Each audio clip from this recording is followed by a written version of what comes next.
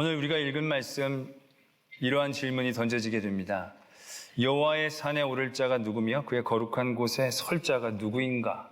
이런 질문이 되어집니다. 그리고 곧 답을 주고 계십니다. 손이 깨끗하며 마음이 청결하며 뜻을 허탄한 데에 두지 아니하며 거짓 맹세하지 아니하는 자로다. 이렇게 말씀이 적혀져 있습니다.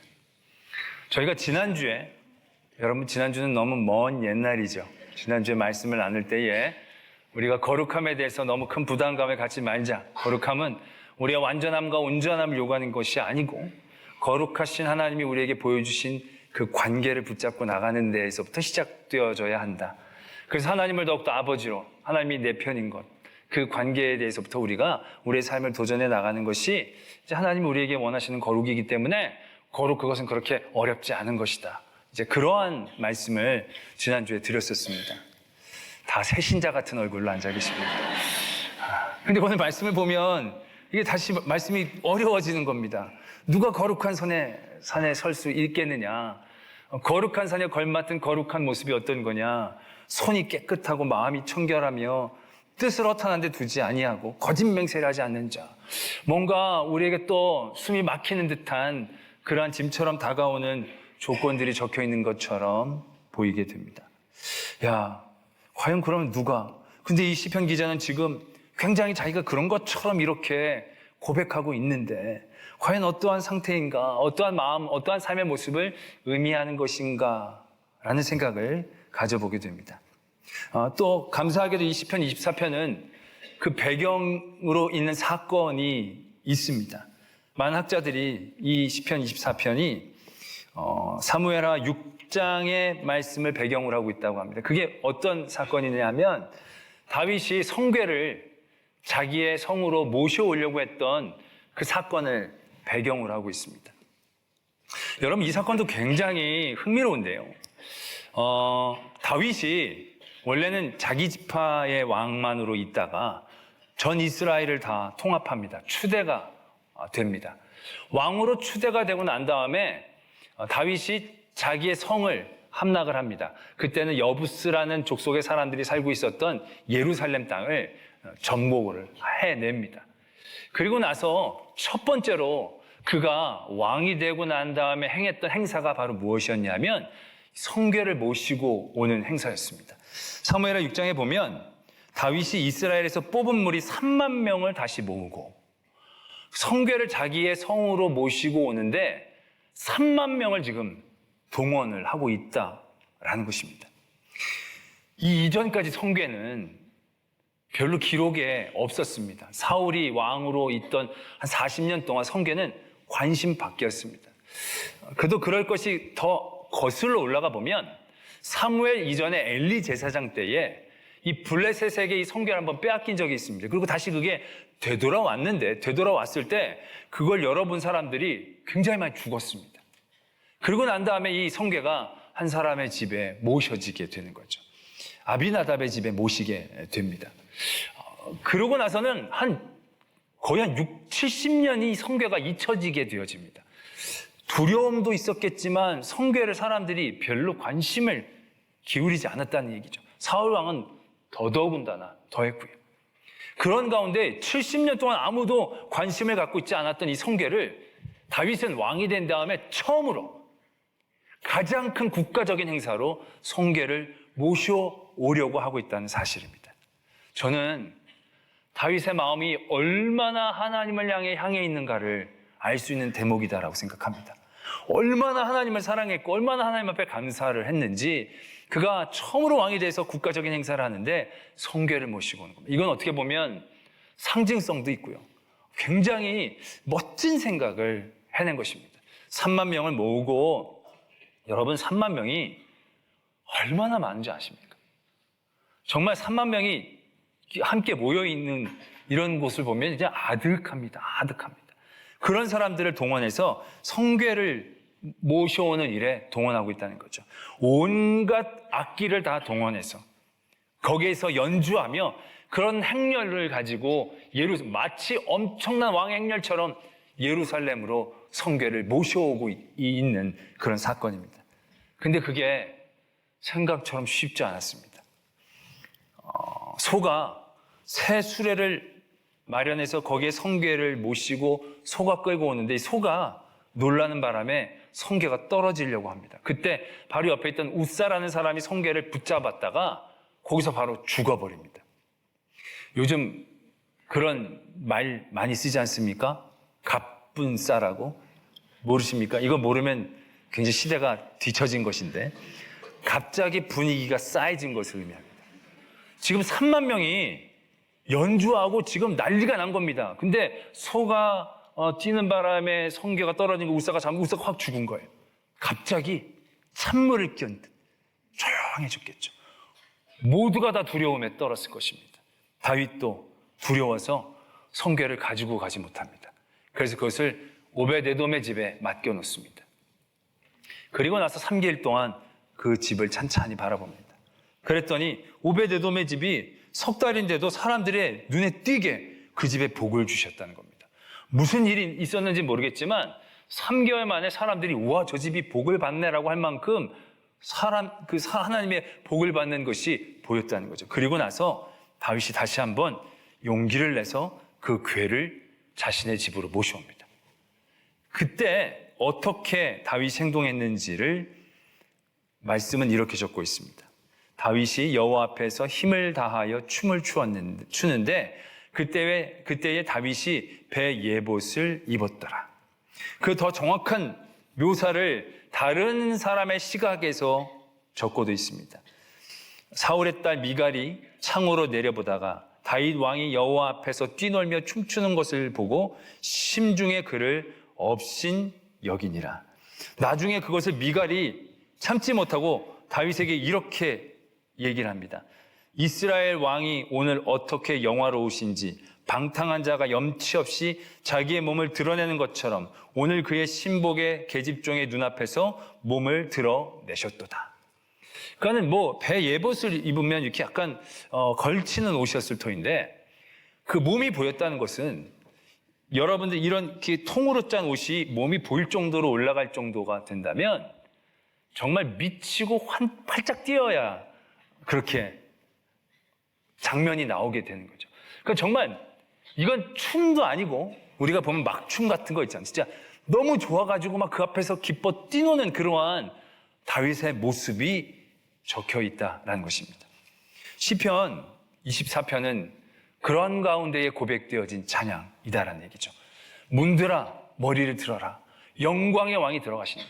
이제 예루살렘 성에 그 성궤가 들어갈 때 그 문이 열리면서 이 왕이 들어가신다 찬양을 한다는 것입니다. 그러면서 그 왕 앞에 설 자가 누구냐? 지금 다윗 자기와 같은 심정에 있는 사람들이다라는 얘기죠. 근데 다윗의 그 모습이 어떤 모습입니까? 기뻐 뛰놀며 미쳐 날뛰는 건데 다른 사람들이 업신여긴 것도 신경 쓰지 않고 정말 너무너무 기뻐하는 모습. 그 모습을 갖고 있는 속의 마음의 중심이 손이 깨끗하고 마음이 청결하고 뜻을 허탄한 데 두지 아니하고 거짓 맹세를 하지 않는. 지금 다윗은 자기의 중심을 그렇게 고백하고 있다라는 것이죠. 우리들이 거룩한 모습, 그러면 외면적으로 보기에도 저 사람 품이 있고 수준 높고 굉장히 고결하고 그런 것으로만 우리는 거룩의 모습들을 떠올리게 됩니다. 그러나 다윗 왕이 사람들 앞에 거룩한 하나님의 궤 앞에 온전히 섰고 그 온전히 설 수 있는 마음의 중심은 그 모습은 우리가 생각하고 그리는 것과 사뭇 다르다는. 어떻게 보면 중심은 그럴 수 있어요. 청결하고 깨끗하고 그럼 진짜 고결하고. 그런데 그 다윗의 모습은 본 모습은 그런 것과는 우리가 상상하는 거룩함과는 굉장히 차원이 다른. 심지어 미갈은 비우습기까지 하는 업신여기까지 하는 정도의 모습을 갖고 있다는 것을 우리가 눈여겨봐야 한다는 것이죠. 그러면서 우리가 더 흥미로운 사실을 하나를 더 발견해냅니다. 뭐냐면 이 다음에 다윗이 또 다른 사건을 일으킵니다. 좋은 사건인데 뭐냐면 열왕기하 7장에 바로 이어서 여호와께서 주의 모든 원수를 무찌르시고 왕으로 궁에 평안히 살게 하실 때에 무슨 얘기를 하려고 하는 것이겠습니까?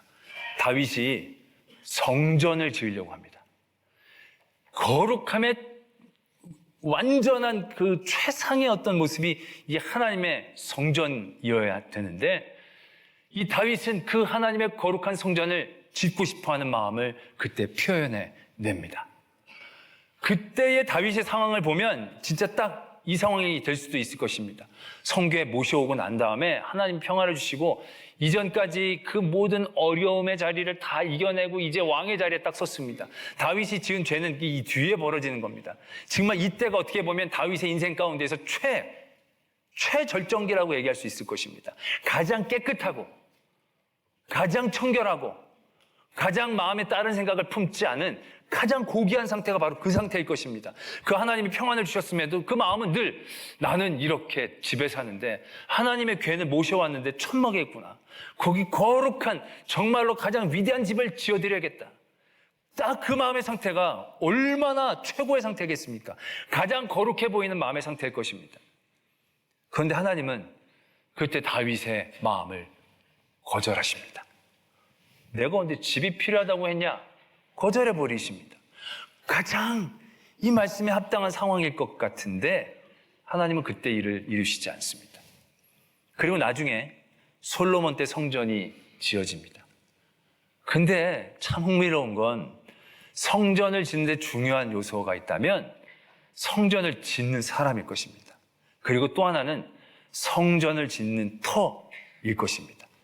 성전을 아무데나 지을 수 없고 정말 하나님이 택하신 그곳에 지어야 되는데 그 터를 하나님께서 알려주시지 않으니까 아무 때나 지을 수가 없는 겁니다. 그런데 이 두 가지가 다 어디에서부터 시작이 되느냐 하면 가장 다윗이 더럽고 추악한 곳에서부터 이 거룩한 성전이 지어지는 핵심적인 상황들이 시작되고 있다는 것입니다. 여러분 너무 잘 아시는 분들은 아실 겁니다. 솔로몬이 누굽니까? 솔로몬이 다윗의 아들이기도 하지만 밧세바의 아들이기도 합니다. 밧세바가 누굽니까? 가장 다윗의 추악한 과거의 사람입니다. 다윗의 아내가 여러 명 있었습니다. 그 아내 중에는 정말로 지혜로운 사람도 있었고 정말로 믿음의 가문에 있는 사람들도 있었습니다. 그런데 하필 가장 더러운 과거를 갖고 있는 여인에게서 하나님의 성전을 짓는 사람이 세워지고 있다는 사실입니다. 그가 가장 지우고 싶었던 가장 최악질적 죄악에서 성전을 짓는 그의 아들이 시작되고 있다는 사실입니다. 성전의 터는 어떻습니까? 다윗이 성경에서 두 가지의 큰 죄를 저지른 것 가운데 또 한 가지의 죄입니다. 인생 말년에 인구조사를 시킵니다. 인구조사가 뭐 나쁜가 싶으시겠지만 이 다윗이 인구조사를 했던 마음은 그냥 단순히 조사가 아닙니다. 이 나라가 얼마나 부강한지, 이 나라의 군사가 얼마나 많은지, 내 나라가 얼마나 센지, 내 밑에 얼마나 많은지 그걸 알고 싶어 했다는 거죠. 그래서 하다못해 옆에 요압이라는 세속적인 신하도 아니 하나님께서 주시면 더 주는데 뭘 그걸 세려고 하시느냐 말립니다. 그럼에도 불구하고 다윗이 그 일들을 저지르죠. 그리고 나서 그가 죄임을 깨닫습니다. 그리고 나서 하나님이 전염병이 돌래, 적군에게 쫓길래, 가뭄이 들래 그렇게 얘기하셨을 때 다윗이 하나님 앞에 자기를 맡기죠.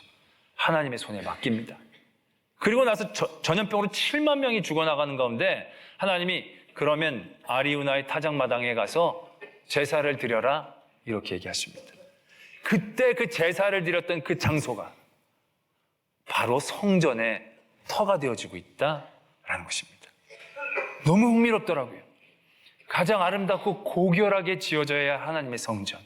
그 시작부터 정말로 다른 어떤 더러운 요인도 있어서는 안 되는 가장 고결한 여인에게서 가장 고결한 사건을 통하여 가장 고결하게 태어난 아이를 통하여 가장 고결한 사건과 헌신의 자리에서 가장 아름다운 터에서 하나님의 성전이 지어졌을 것 같은 생각을 우리가 하게 되지만 가장 더러운 자리에서부터 가장 죄된 자리에서부터 그 하나님의 놀라운 거룩함의 성전이 시작되고 있다라는 것입니다.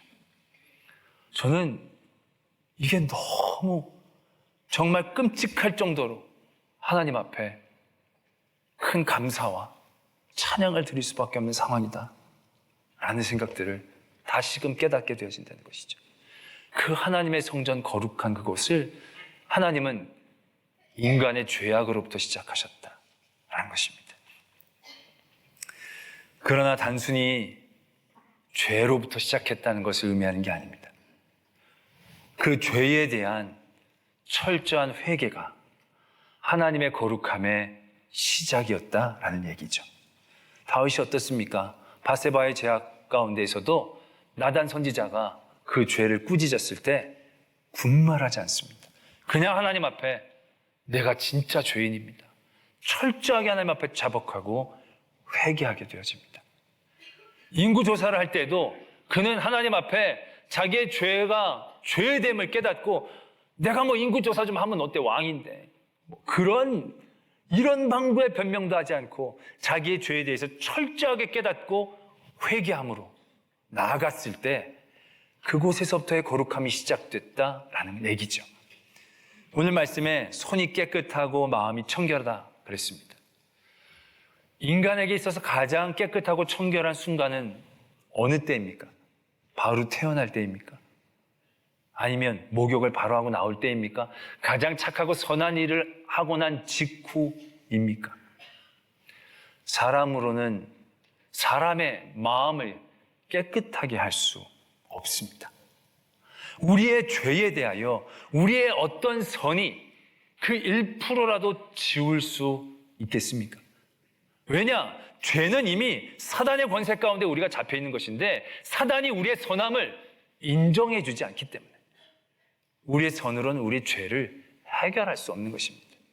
그런데 우리의 죄를 하나님 앞에 고백하고 예수 그리스도의 보혈의 피에 우리가 의지할 때 그 보혈의 피가 주홍빛보다도 더 붉은 우리의 죄를 흰눈처럼 깨끗이 해준다는 것입니다.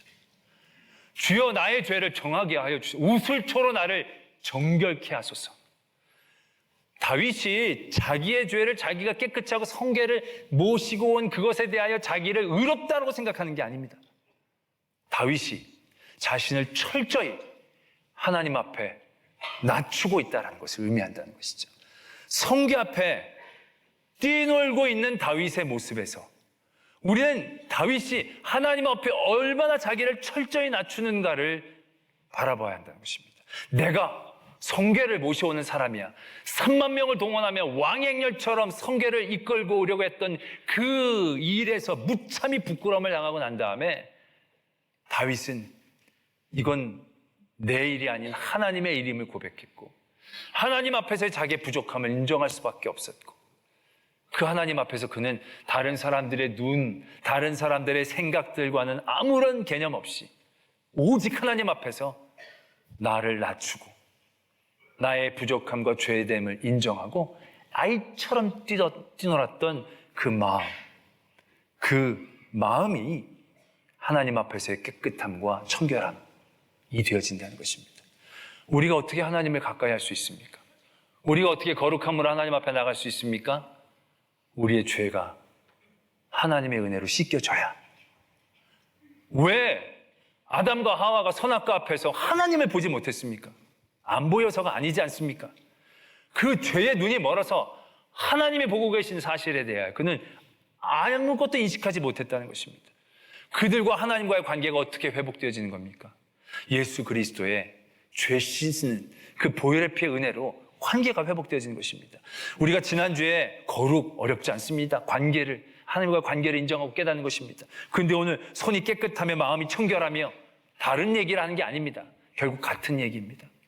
우리의 손과 마음이 청결해진다는 것은 우리의 죄를 하나님 앞에 깨닫고 인정하고 고백하는 행위인 것이고 그런 행위가 되어질 때에 하나님과 우리가 다시금 화목해질 수 있는 것임을 우리가 분명히 깨달아야 한다는 것입니다. 때문에 우리는 거룩한 자리에 설 자가 누구냐? 더 정확히 쉽게 얘기하자면 회개하는 자야. 나의 죄를 깨닫고 하나님 앞에 죄를 고백하고 아뢰는 자, 그 자가 합당한 사람이다라는 것을 의미하고 있다는 것입니다. 그런데 우리는 여기서도 주의해서 보아야 될 것이 있습니다. 뜻을 허탄한 데 두지 않고 거짓 맹세를 하지 않는 것. 이건 어떻게 보면 회개와는 좀 다른 다른 모습을 갖고 있는 내용인 것 같이 생각될 수 있습니다.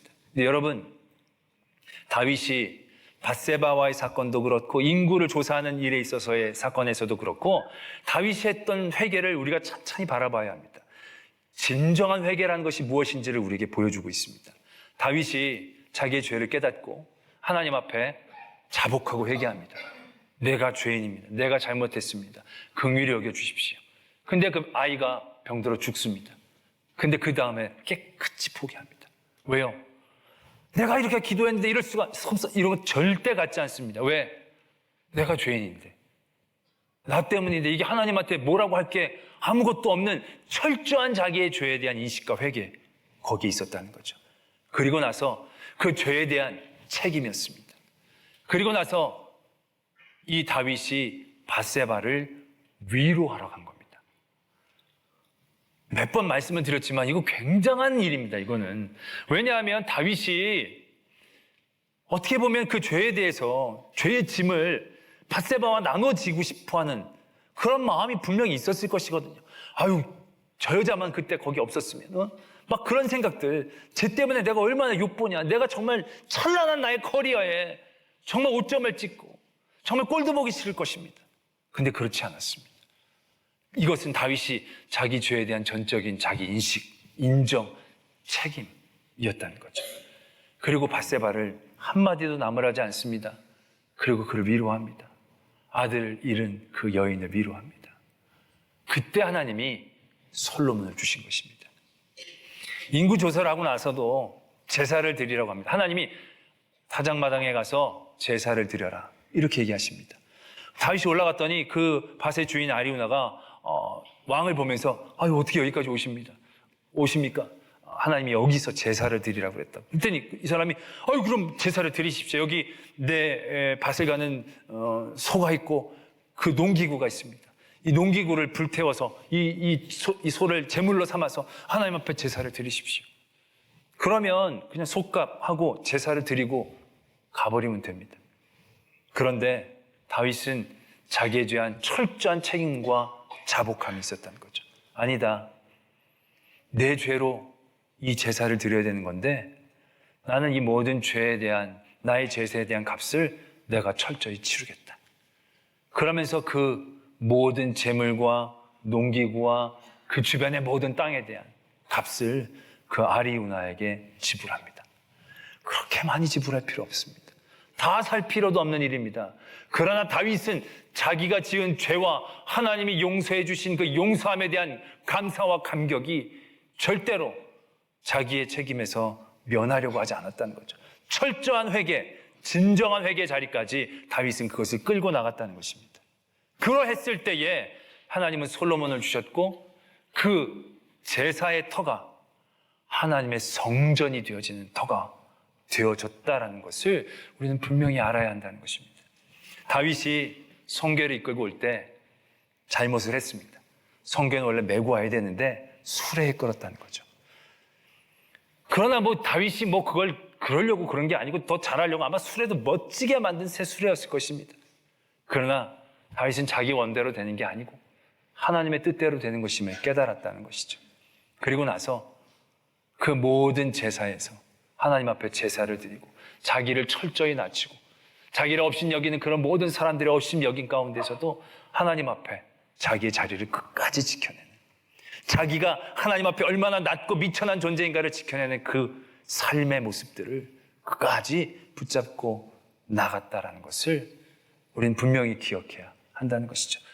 하나님의 성궤 앞에 옷이 위로 올라가 몸이 보일 정도까지 기뻐하며 뛰는 다윗의 마음을 떠올려 보십시오. 모습은 천박해 보이지만 하나님은 그 모습을 거룩하게 여겨주십니다. 그리고 그 모습에서 하나님의 진정한 역사가 시작됩니다. 우리의 삶에서 그런 다윗의 모습이 도전되기를 원합니다. 어줍지 않은 회개로 사람들을 정죄하는 그러한 어리석음을 범하지 마시고 진정한 회개와 그 죄에 대한 감사와 또한 내게 주신 사명들을 깨닫고 더 귀한 거룩함을 이루어가는 저와 여러분들이 되어지기를 도전합니다.